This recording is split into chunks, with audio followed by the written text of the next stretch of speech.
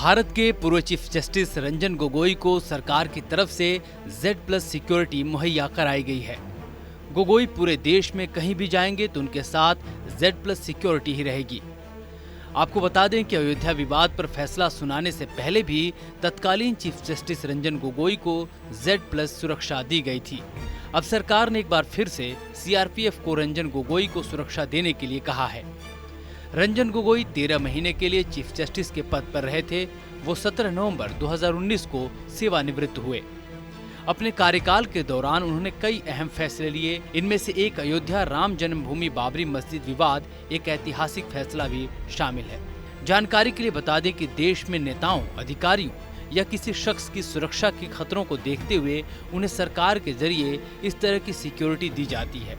खतरे का लेवल देखते हुए सरकार X, Y या Z या फिर Z+ कैटेगरी की सुरक्षा तय करती है। हालांकि अब स्पष्ट नहीं है कि सुरक्षा एजेंसियों के किस इनपुट के बाद रंजन गोगोई को Z+ सिक्योरिटी देने का फैसला किया गया है या फिर यह पहले से सुरक्षा को ही एक्सटेंशन दी गई है। भारत में सिक्योरिटी 4 तरह की कैटेगरी में बटी हुई है, जिनमें X, Y, Z और Z+ सिक्योरिटी शामिल है। इनमें Z+ सिक्योरिटी सबसे कड़ी सुरक्षा कैटेगरी है, इसलिए चुनिंदा लोगों को ही Z+ सुरक्षा दी जाती है।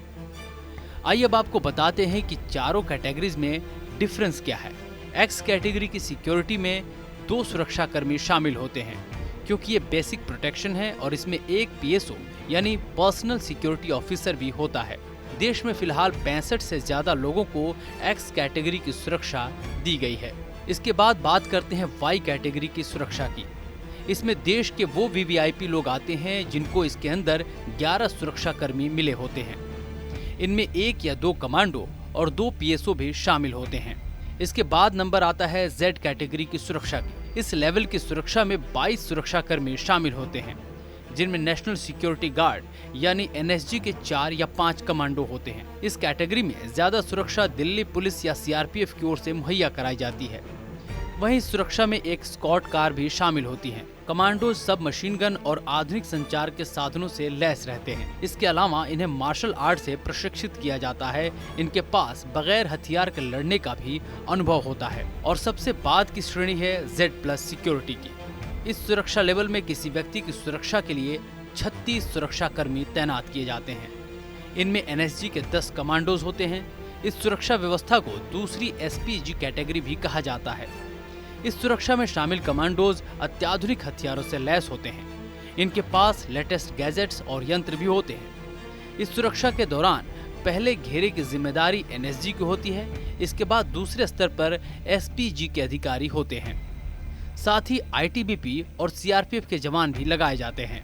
देश के चुनिंदा लोगों की सुरक्षा पर हर साल करोड़ों रुपए खर्च होते हैं। इस तरह की सुरक्षा पाने वाले ज्यादातर लोग केंद्र सरकार के मंत्री, राज्यों के मुख्यमंत्री, सुप्रीम कोर्ट और हाई कोर्ट के न्यायाधीश, मशहूर राजनेता और कुछ सीनियर ब्यूरोक्रेट्स होते हैं।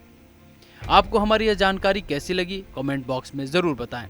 बाकी खबरों के लिए देखते रहिए TV9 डिजिटल।